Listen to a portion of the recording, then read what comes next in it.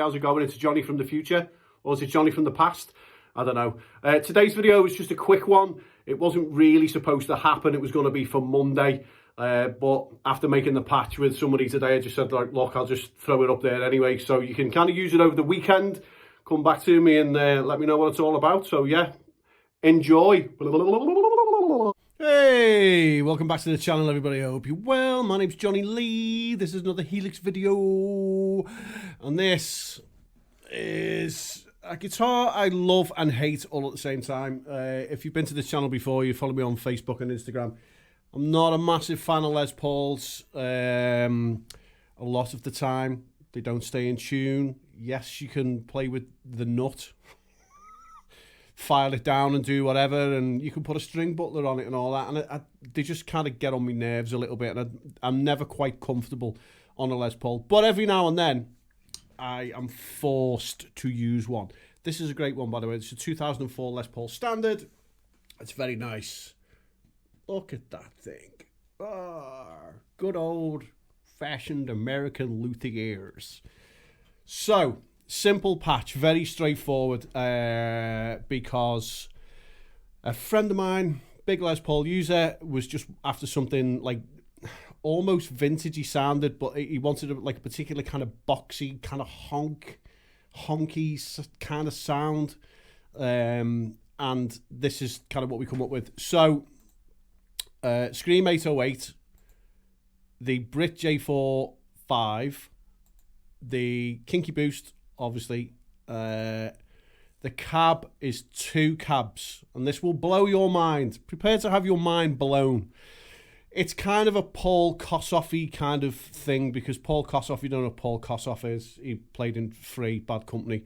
He didn't have any pedals or nothing like that. It was just like the amp. But he was known to use now and then a bass speaker, as well as, you know, what was coming through the Marshall 12, 4x12. So with this, I've put a 4x12 greenback with 25s, just kind of not really done much to it for the sake of like authenticity. And the second one is a bass cab, which is a 4x10 Garden, whatever that's based on. Not big on the bass cabs, I'm not going to lie, but this is the one that we liked. Downstairs at a nearly 100% mix is the plate reverb. Again, this is something that I do for that vintagey sound. I've done it on Van Halen patches before. So anyway, within the snapshots, there's 3. One's called neck, one's called middle, and one's called both. They are because of the pickups in a Les Paul, because it just gives a bit of flexibility. So stuff does move around on the amp, because Les Pauls can either be really, really woofy and a pain in the arse, or they can be really, really harsh, and you have to try and find that little balance. So let's take a listen to snapshot number 1, which is called neck, because it's on the neck pickup of the Les Paul.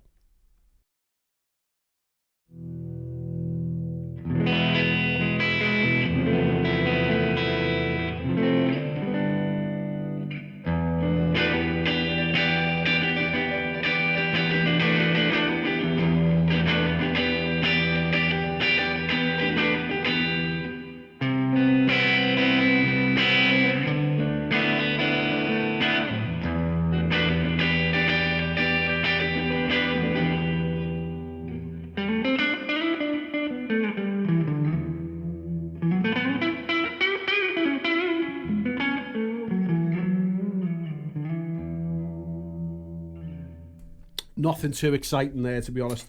Go to the next one, and then obviously in between neck and middle, if you look at the screen, stuff kind of jumps around all over the place. It's more of a compensation as to what's going on with the frequencies.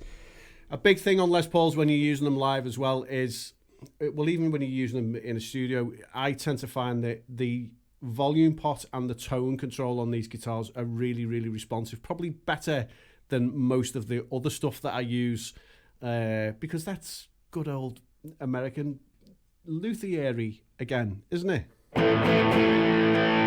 So this is called middle, obviously for the simple fact that it's the middle pickup of the Les Paul, and stuff changes on the amp frequency-wise and drive-wise, and the tube screamer comes on, which gives us this.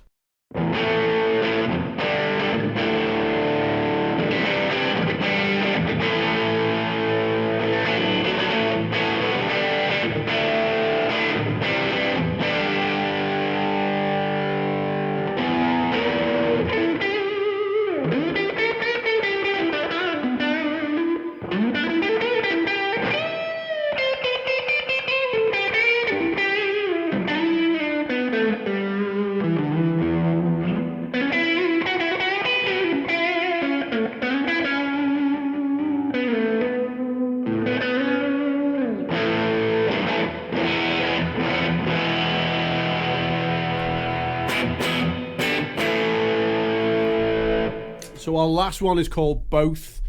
And again, this kind of just gives the ability, if you look at the screen here, in between middle and both. There's a few things that are changing and jumping around a little bit just to try and compensate for being able to go between the neck and the bridge whenever we feel like it. I mean, it's not a shreddy kind of patch.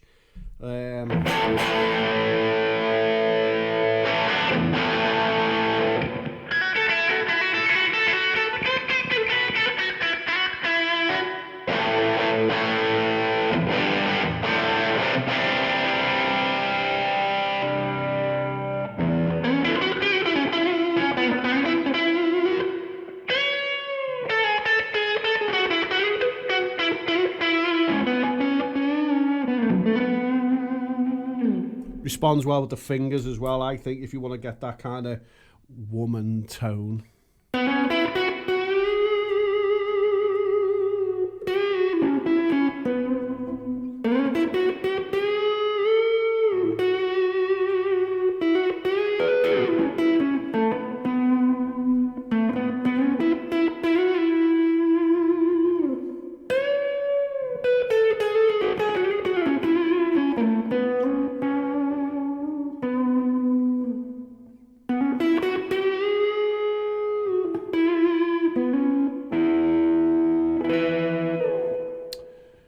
So there you go. That is just something that we dialed in. It was quite quick, to be fair. It wasn't like overly thought because he just wanted something vintage sounding, not necessarily screeching lead. So there's no delays. There's nothing going on.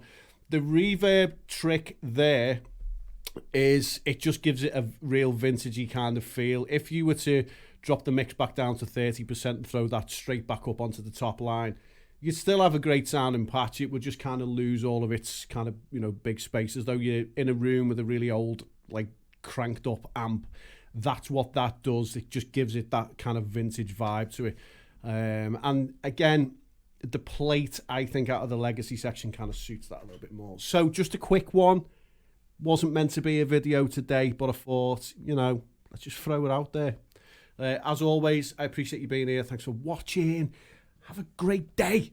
Take it easy. Les Pauls still suck. I don't like them at all.